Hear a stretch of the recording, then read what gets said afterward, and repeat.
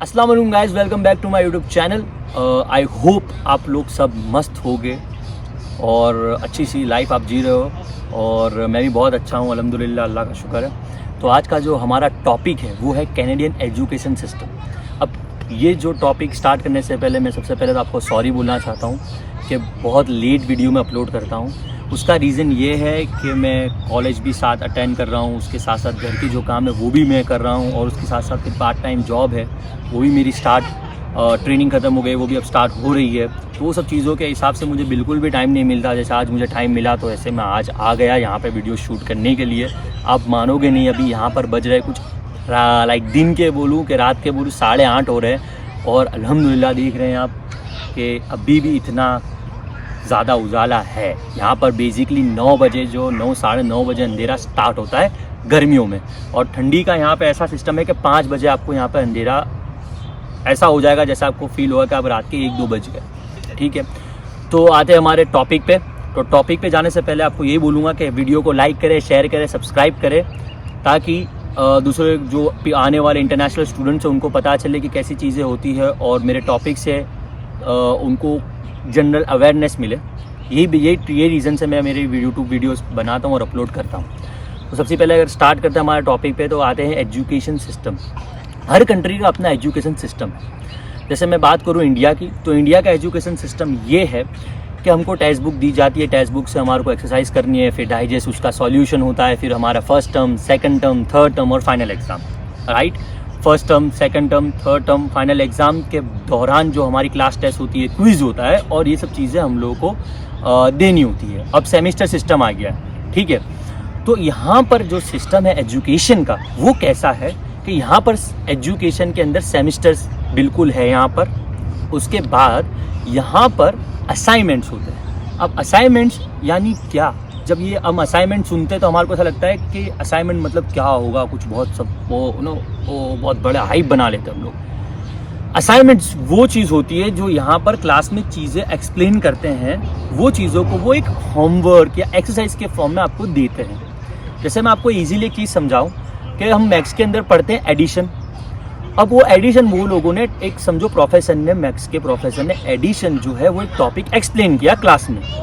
तो वो क्लास में जब एक्सप्लेन किया, अब वो प्रोफेसर को क्या पता कि आपको कितना उसको आपने अडेप्ट किया, कितना आपको पता चला और आप कितना वो चीज़ से रिलेट कर रहे हो। तो वो एक फिर क्या करते हैं, असाइनमेंट देते हैं। अब वो असाइनमेंट देते हैं तो आपको एक डेडलाइन देते हैं असाइनमेंट की कि आपको इतने पर्टिकुलर टाइम में 2 या 3 दिन में आपको अपलोड करना है। असाइनमेंट आने के बाद आप वो असाइनमेंट देखते हो, उसको सॉल्व करने के बाद आपको वो अपलोड करना होगा। अपलोड करने के बाद वो आपको कुछ पर्टिकुलर मार्क्स होते हैं। सपोज हम ले लेते हैं 10 मार्क्स। अब अगर आपने कोई मिस्टेक नहीं की तो आपको 10 आउट ऑफ 10 मिल जाएंगे। अगर आपने कोई मिस्टेक की तो आपको 10 आउट ऑफ 10 नहीं मिलेंगे। जो आपने मिस्टेक की वो आपको प्रोफेसर आपके फीडबैक में आपको लिखेंगे कि भाई आपने ये मिस्टेक की है और ऐसे सॉल्व नहीं होता, ये मेथड से आप इजीली सॉल्व कर सकते हो।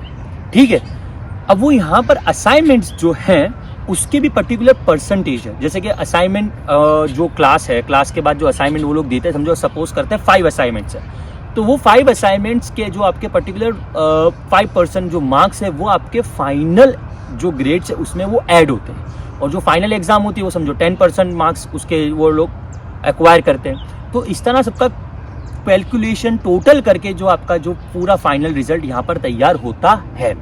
अब मैं कनाडा के एजुकेशन की जब बात कर रहा हूँ तो यहाँ पर एडवांटेज ये लोग कैसे इसे समझाते हैं। जैसे कि पहला जो ओरिएंटेशन डे होता है वहाँ पर वो दिन ही आपको बता देते हैं कि आपका कोर्स सपोज स्टार्ट हो रहा है 3 मई को, तो आपका जो कोर्स स्टार्ट 3 मई को हो रहा है तो वो 9 सितंबर को वो ओवर हो जाएगा। ठीक है, 9 सितंबर को ओवर होगा। 12 से या 13-14 जितने वीक्स है उसमें आप क्या टॉपिक पढ़ने वाले हो बराबर, और कैसे असाइनमेंट्स कब कब आने वाले हैं, कैसे आपको असाइनमेंट सबमिट करने हैं, वो आपको सब यहाँ पर बताते हैं। और आपको असाइनमेंट्स वो लोग सबमिट करने का भी एक प्लेटफॉर्म देते हैं। जैसे मेरी कॉलेज की मैं बात करूँ तो मेरी कॉलेज के अंदर है FOL, फैनशो ऑनलाइन। ठीक है, तो वो ऑनलाइन सिस्टम में ये होता है कि मेरे पास एक यूज़र ID है, एक पासवर्ड है, तो वहाँ पे मैं मेरे असाइनमेंट्स को मैं सबमिट करता हूँ, वहाँ पे मुझे ग्रेड्स मिलते हैं और मैं रिकॉर्डेड लेक्चर भी देख सकता हूँ। अभी जैसे मेरा जो इनटेक है उसमें ऑनलाइन चल रहा है तो मैं रिकॉर्डेड लेक्चर भी मैं देख सकता हूँ और हर चीज़ में जो मुझे मटेरियल्स जो कॉलेज की तरफ से मिलता है वो मैं पूरा एक्सेस कर सकता हूँ। तो ऐसा भी अगर आप डिफरेंट कॉलेज साथ, तो आपके कॉलेज के अलग अलग प्लेटफॉर्म्स होते ही है, ठीक है।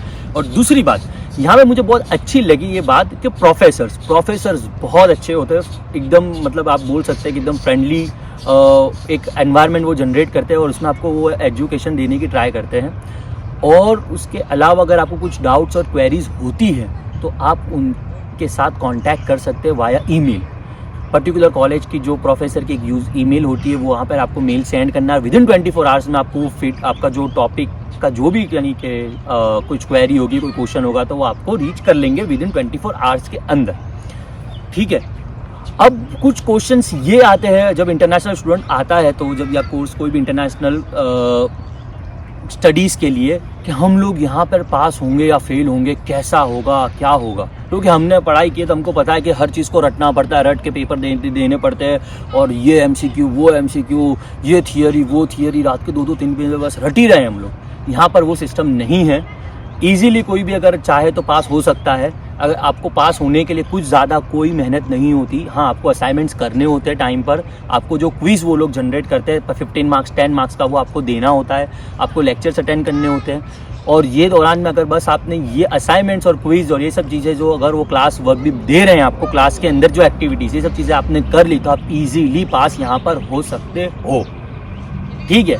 ये बात हो गई कैनेडियन एजुकेशन सिस्टम की। और आपको जैसे बुक्स भी है, अगर बुक्स की अगर किसी को क्वेश्चन ये होगा कि भाई बुक्स का क्या है, टेक्स्ट बुक ऐसी है, तो यहाँ पर आपको 2 चीज़ होती है। सबसे पहले होती है एक तो टेक्स्ट बुक प्रोफेसर खुद ई बुक प्रोवाइड करते हैं। समझो कुछ कोर्स में प्रोवाइड नहीं होती तो वो आपको लाइब्रेरी से मिल जाती है, या फिर आपको अगर बाय करनी हो तो यहाँ पर 2 चीज़ में आप बाय कर सकते हो। एक ई बुक कॉन्टेंट में कि आपको वो ऑनलाइन आप बाय कर लो, आपको ई बुक के फॉर्म में मिल गई।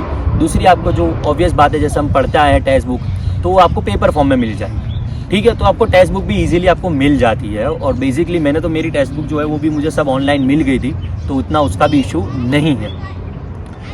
अब मैं ये बोलना चाहता हूँ एडवांस में, जैसे कि अगर कोई बच्चा समझो एग्जाम्पल के तौर पे सितंबर इनटेक में आने वाला है, ठीक है, उसके बाद 2 महीने या 3 महीने है, ठीक है, तो उसको क्या करना चाहिए? तो उसको ये करना चाहिए कि उसका जो भी कोर्स या कॉलेज है उसके बारे में उसको रिसर्च करनी चाहिए।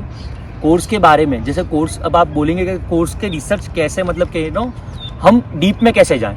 तो जैसे मेरा जो कोर्स था business and information system architecture, तो वो अगर आप गूगल पर लिखते हो तो आपकी कॉलेज का जो पर्टिकुलर कॉलेज है उसका नाम जो भी फर्स्ट में ही पॉपअप हो जाएगा। आपको उसको क्लिक करना है और आप अंदर जाओगे तो आपको पूरे कंटेंट पता चल जाएंगे। जैसे मुझे पता चल गए थे, मैं फर्स्ट लेवल मतलब फर्स्ट सेम, सेकंड लेवल, और यहाँ पे सेमिस्टर को लेवल बोलते हैं, तो सेकंड सेमिस्टर में क्या पढ़ूंगा, थर्ड और फोर्थ, ठीक है।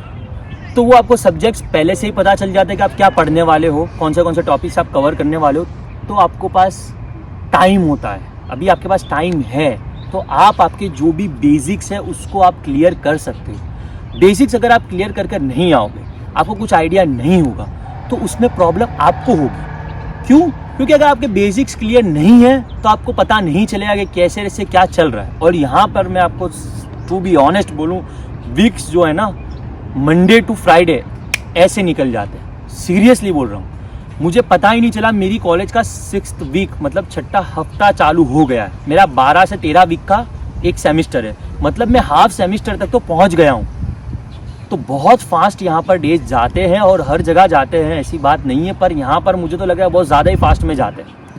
मंडे टू फ्राइडे यहाँ पे क्लास होती है मेरी, सपोज थर्सडे जो सुबह 10 बजे से लेकर शाम के 7 बजे तक, और फ्राइडे सुबह 9 बजे से लेकर रात के 8 बजे तक की क्लास होती है, ठीक है। तो वो चीज़ में आपको क्या होगा, अगर बेसिक क्लियर नहीं होगे तो आपको सब सब्जेक्ट में आपको इक्वल टाइम से ज़्यादा टाइम देना पड़ेगा। और आपको टाइम आप दे रहे हो तो आपके असाइनमेंट्स में आपको बहुत प्रॉब्लम होगी सॉल्व करने में। कोई बंदे जो है वो 5-10 मिनट में असाइनमेंट सॉल्व कर लेते हैं, किसी को आधा दिन लगता है, किसी को 2 दिन लग जाते हैं। तो वो वहाँ पर आप आपका टाइम सेव कर सकते हो, क्योंकि लाइफ में सबसे इंपॉर्टेंट चीज़ क्या है, टाइम है आपका। जो अगर कुछ लोग सोचते हैं पैसा इंपॉर्टेंट है, पर अगर आप एक बार पैसे को गवा दो तो आप उसको अर्न कर सकते हो, पर अगर आप टाइम वेस्ट कर दो तो आपको वो टाइम दोबारा मतलब मिलता नहीं है। तो आपको टाइम वेस्ट नहीं करना है, आपको बस यही करना है कि आपके जो कंटेंट है उसको देखना है, और उसके बाद सोशल प्लेटफॉर्म हम कितने एक्टिव होते हैं उस पर, तो तो उसके को यूज़ करना है पॉजिटिव वे में कि हम लोग, हमारी जो कॉलेज का पर्टिकुलर ग्रुप है उसमें हमको ज्वाइंट होना है। ज्वाइंट होने के बाद हमारे सीनियर्स के साथ हमारे को कांटेक्ट करना है कि ये सब्जेक्ट कैसा है,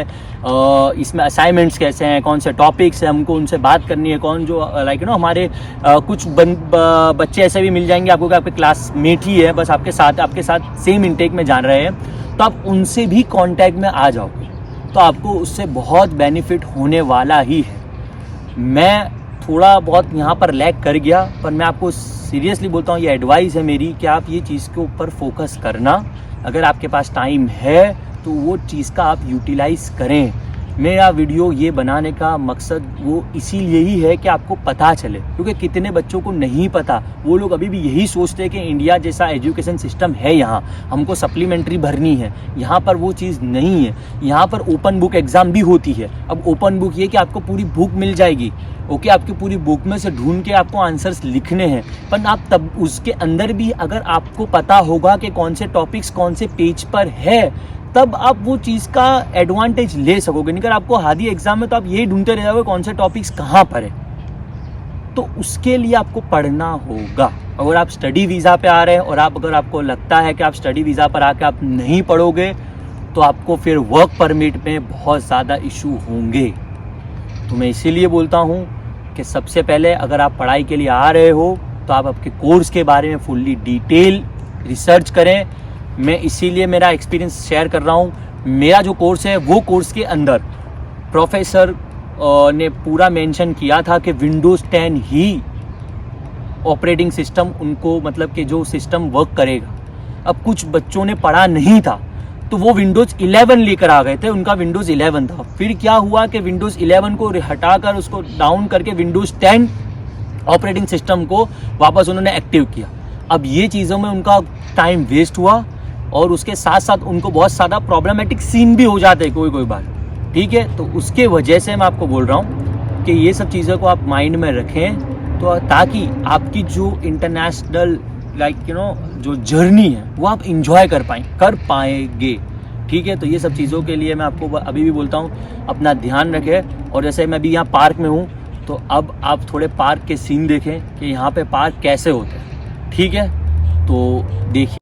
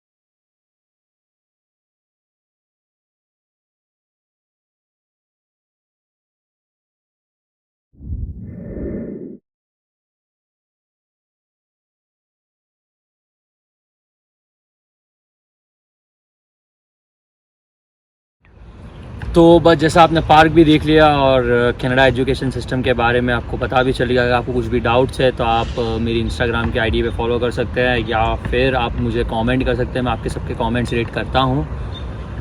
तो बस यही था आज का वीडियो। तो लाइक करें, शेयर करें और सब्सक्राइब करना ना भूलें। सी यू सून।